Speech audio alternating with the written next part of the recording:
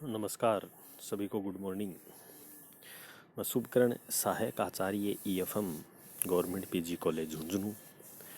आज हम BCom part second year के विद्यार्थियों के लिए ईएफएम पेपर प्रथम राजस्थान में आर्थिक पर्यावरण इकोनॉमिक इन्वायरमेंट इन राजस्थान में यूनिट संख्या थर्ड में कृषि उत्पादों की मांग व पूर्ति को प्रभावित करने वाले घटक के बारे में चर्चा करेंगे। The factor affecting demand and supply of agriculture products. जैसा कि हमने पूर्व के वीडियो में चर्चा की, कृषि का महत्व, राजस्थान में कृषि का क्या महत्व है, कृषि के विभिन्न स्रोत और कृषि के विभिन्न कमियां और सुझाव और सामान्य कीमत स्तर मूल्य के बारे में हमने चर्चा की।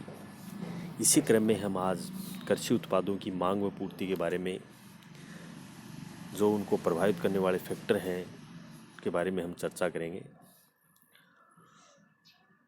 कृषि उत्पादों की मांग व पूर्ति, जैसा कि आपको भी विदित है, उपभोक्ता को खाद्यान्न व अन्न की बहुत आवश्यकता होती है। तो खाद्य उपभोग कृषि कार्यों से या कृषि से उत्पन्न होता है, जिससे उपभोक्ता की आवश्यकताओं को या आवश्यकताओं की पूर्ति की जाती है। उसी प्रकार से उसकी पूर्ति की जाती है। उपभोक्ता की मांग होती है, मांग के अनुसार सरकार के द्वारा पूर्ति भी की जाती है। तो कृषि उत्पादों की मांग व पूर्ति में विश्व खाद्य संतुलन में परिवर्तन की सुदृढ़ एवं नई शक्तियाँ खाद्य उपभोग, उत्पादन एवं बाजारों में रूपांतरण ला रही है। कृषि उत्पादों की मांग पक्ष को प्रभावित करने वाले प्रमुख तत्व आय में वृद्धि की उच्च दर, शहरीकरण के साथ लोगों का उपभोग प्राथमिकताओं में परिवर्तन, सब्सिडी युक्त जैव ईंधन का उत्पादन पूर्ति पक्ष में, ये तो डिमांड पक्ष में था। पूर्ति पक्ष की हम बात करें तो उत्पादकता में बहुत धीमी गति से वृद्धि, खाद्य पदार्थों का कम स्टॉक, मौसम जनित सप्लाई शॉक और जलवायु में परिवर्तन, मांग और आपूर्ति की नई शक्तियों के वैश्विक स्तर पर कृषि क्षेत्र में असंतुलन उत्पन्न हो जाता है, जिससे कृषि उत्पादों की कीमतों में भारी वृद्धि हो जाती है। अनाजों की कीमतों में आकस्मिक एवं प्रभावशाली भी वृद्धि हो रही है या हो गई है। इस प्रकार इस टेबल के माध्यम से हम देखें कि राजस्थान में फल, सब्जियां और मसालों के क्षेत्रफल उत्पादकता में निरंतर वृद्धि हो रही है, जो 1985 से 2015 तक। इसी क्रम में कृषि उत्पादों की मांग में डिमांड ऑफ एग्रीकल्चर प्रोडक्ट्स के अंतर्गत कृषि की वैश्विक प्रणाली वर्तमान में मांग पक्ष में अत्यधिक संचालित हो रही है। आय में वृद्धि, वैश्वीकरण एवं शहरीकरण के कारण कृषि उत्पादों की मांग में वृद्धि जारी रहेगी तथा उच्च मूल्य वाली वस्तुओं की ओर स्थानांतरित होगी। वैश्विक संस्थाओं के अनुमान या वैश्विक संस्थाओं ने अनुमान लगाया है कि 2015 तक विश्व के सभी क्षेत्रों में अनाजों की मांग में 20% की वृद्धि होगी, जो वर्ष 2050 तक कृषि उत्पादों की मांग में पूर्वी एशिया व प्रशांत क्षेत्र में 1/3 से अधिक वृद्धि होगी, जबकि उप सहाराई अफ्रीका में 3 गुना वृद्धि होगी। चीन में अनाजों की मांग में वृद्धि जानवरों के खाद्य मांग के कारण होगी, जो 2050 तक बढ़कर दुगुनी हो जाएगी। इसी प्रकार चीन में प्रति व्यक्ति के आधार पर भी चावल और मक्का व अनाज के उपभोग में कमी आएगी। वर्ष 2050 तक ये कमी क्रमशः 50% चावल में, 35% मक्का की दर में आएगी। यह प्रवृत्ति मांस के उपभोग विशेषकर मुख्य रूप से वृद्धि के साथ साथ जारी रहेंगी। ऊर्जा व जैव ईंधन की हम बात करें, एनर्जी ऑफ बायोफ्यूल्स की, बायोफ्यूल्स उपभोग के कारण विश्व खाद्य संतुलन में बदलाव आया है। तथा वर्तमान में इसका गरीब लोगों पर कीमत स्तर पर मूल्यों में उतार चढ़ाव के प्रभाव पे विपरीत प्रभाव पड़ा है।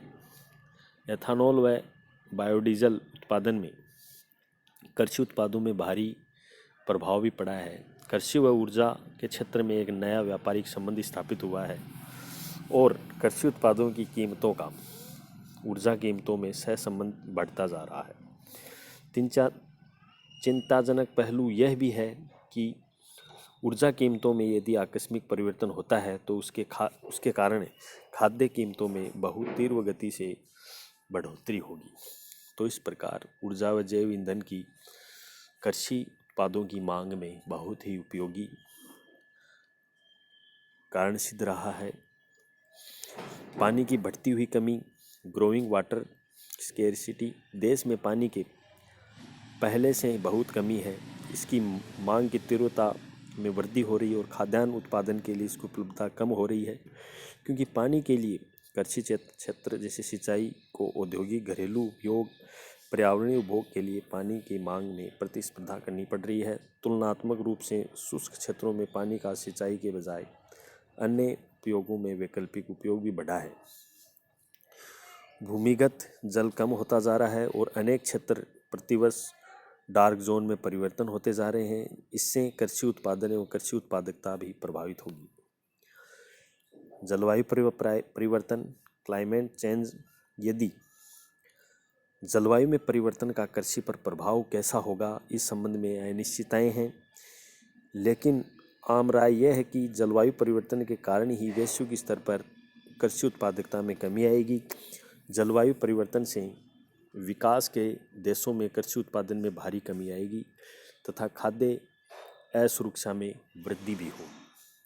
इसी क्रम में सामान्य कीमत स्तर, जनरल प्राइस लेवल में, क्योंकि भारत एक विकासशील देश है, विकास की प्रारंभिक अवस्था में जहां एक और जन्म दर ऊंची होने से वस्तुओं एवं सेवाओं की मांग बढ़ती है, वहीं निर्यात बढ़ने के कारण वस्तुओं की स्वदेशी की पूर्ति कम हो जाती है। परिणाम स्वरूप कीमतों में तेजी से वृद्धि होने लगती है। इससे सामान्य जनता, विशेष रूप से निर्धनों का जीना दुश्वार हो जाता है और एक अनेक प्रकार की आर्थिक, सामाजिक, राजनीतिक समस्याएं पैदा हो रही हैं। भारत भी समस्याओं से अछूता नहीं है, क्योंकि योजना काल में भारत में वस्तुओं एवं सेवाओं में भारी वृद्धि हुई है और इससे आर्थिक विकास, जीवन स्तर, सामाजिक व नैतिक व्यवस्था, राजनीतिक व्यवस्था आदि को व्यापक रूप से भी प्रभावित किया गया है। इसी प्रकार भारत में सामान्य कीमत स्तर को अध्ययन करने के लिए थोक मूल्य सूचकांक का सहारा लिया जा रहा है, जो प्रारंभ में सरकार ने 1950-51 को आधार वर्ष मानकर थोक मूल्य सूचकांक के आधार पर कीमतों में परिवर्तन की प्रवृत्ति को मापा था। किंतु मूल्य में भारी वृद्धि को छुपाने के लिए सरकार ने लगभग प्रत्येक दशक में इस आधार वर्ष में परिवर्तन हुए हैं, जो 2050-51 के बाद और 1960-61 में, 1970-71 में, 81-82 का आधार वर्ष माना गया है। बाद में आधार वर्ष को परिवर्तन करते हुए 1993-94 में कीमतों को आधार माना गया है। वर्तमान में सरकार ने इसे पुनः परिवर्तन कर दिया गया है। अब 2004-05 को आधार वर्ष मानकर कीमतों की प्रवृत्ति का भी अध्ययन किया गया है। इसी प्रकार इसी क्रम में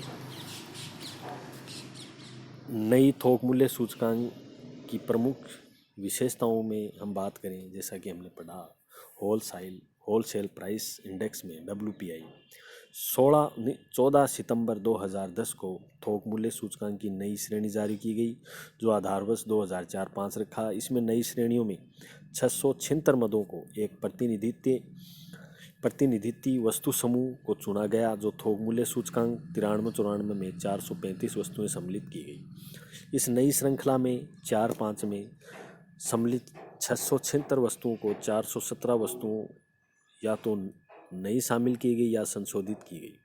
कीमतों में परिवर्तन का अध्ययन करने हेतु की जाने वाली कीमत उद्धरणों की संख्या 1918 से बढ़ाकर 5482 कर दी गई, जो बाजार कीमतों की सही जानकारी में सुविधा हुई।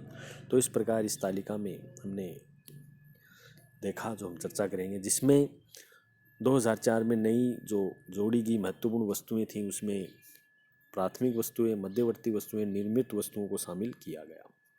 प्राथमिक वस्तुओं में फूल, नींबू, खनिज तेल। मध्यवर्ती वस्तुओं में आइसक्रीम, मांस, palm oil, mineral water, computer, चमड़े के उत्पाद आदि। निर्मित वस्तुओं में ग्रेनाइट, मार्बल, गोल्ड व silver, construction machinery, refrigerator, computers, dish antenna आदि को शामिल किया गया। जो थोक मूल्य सूचकांक 4-5 में नई श्रृंखला प्राथमिक वस्तुओं के भार पर 20.12 रखा गया, जबकि पुरानी श्रृंखला में यह 22.3 थी। जो नई ईंधन शक्ति का भार 14.91 रखा गया, जबकि पुरानी श्रृंखला में 14.23 था। निर्मित उत्पादों का भारांकन भी 63.75 से बढ़ाकर 64.97 कर दिया गया, जो इस मदों के अनुसार इस तालिका में दर्शाया गया है। इसी प्रकार 1951 में भी कीमतों में काफ़ी परिवर्तन हुआ है। योजनाओं को निर्धारित लक्ष्य रखा गया। सफल बनाने के लिए प्रथम योजना में सामान्य कीमत सूचकांक 52-53 में 100 रखा गया और 60-65 में 20% की वृद्धि हुई है। 62 में चीन के आक्रमण के 65 के बाद भारत पे आक्रमण भारी व्ययों में बढ़ोतरी हुई है। भयंकर सूखों की चपेट में 1965-66 में आया। इसी प्रकार अनाज के भाव भी 40 से 70% बढ़े 1961 व 66 में। इसी क्रम में चौथी योजना में 69 व 74 में भी कीमतों में काफ़ी वृद्धि आई है, जिसमें 19% और 49% के आधार पर खरीफ की फसल पर भी काफ़ी प्रभाव रहा है।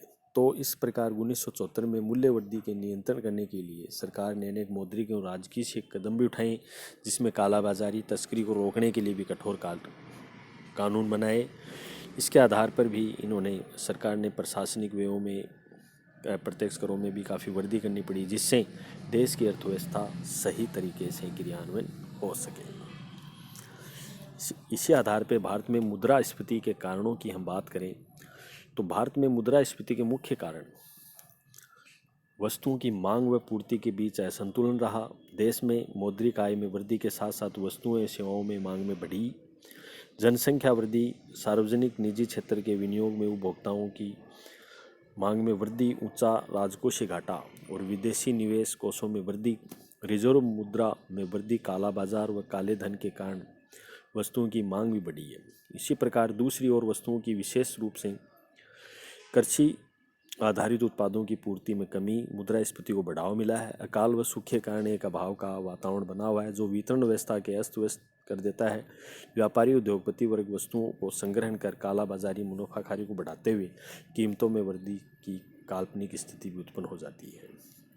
इस प्रकार सरकार ने प्रशासनिक व अन्य व्ययों में वृद्धि, घाटे की वित्त व्यवस्था में बढ़ती निर्भरता, कृषि उत्पादन में उतार चढ़ाव, औद्योगिक उत्पादन में कमी, शक्ति के साधनों में कमी, संचार द्वारा प्रशासित कीमतों में लगातार वृद्धि, सार्वजनिक वितरण प्रणाली की असफलता, सरकार खरीदों में वृद्धि, प्रत्यक्ष करों में वृद्धि, निर्यात में वृद्धि, राजनीतिक प्रशासनिक भ्रष्टाचार, रक्षा व्ययों में वृद्धि, काफ़ी महंगाई को बढ़ावा मिला है। इस प्रकार मुद्रास्फीति को नियंत्रण रखने के लिए सरकार ने सार्वजनिक वितरण प्रणाली को न्यूनतम मूल्य के आधार पर आवश्यक उपभोक्ता व्यवस्था की गई, जिसमें सरकार के उत्पादों को बढ़ावा, मिनिमम सपोर्ट प्राइस की घोषणा की गई, जिसमें दोहरे मूल्य नीति अपनाई, जिसमें बम्पर स्टॉक की व्यवस्था की गई। इस प्रकार उदारीकरण, निजीकरण पर धीरे धीरे मूल्य की नीति भी अपनाती रही, जिसमें प्रशासनिक कीमतों की नीति को त्याग किया गया।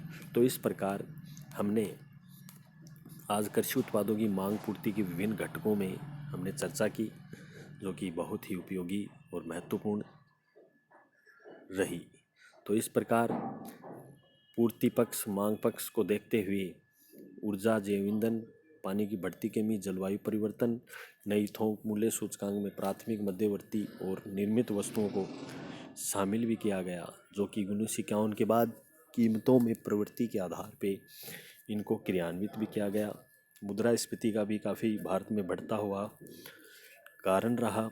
तो इसी क्रम में हम अब अगले वीडियो में चर्चा करेंगे बीकॉम पार्ट सेकेंड ईयर के लिए यूनिट संख्या 4 में आधारभूत संरचना, ग्रामीण आधारभूत संरचना के कौन कौन से हैं, या आधारभूत संरचना से आप क्या समझते हैं, जिसमें शिक्षा, स्वास्थ्य, चिकित्साओं के बारे में अध्ययन करेंगे।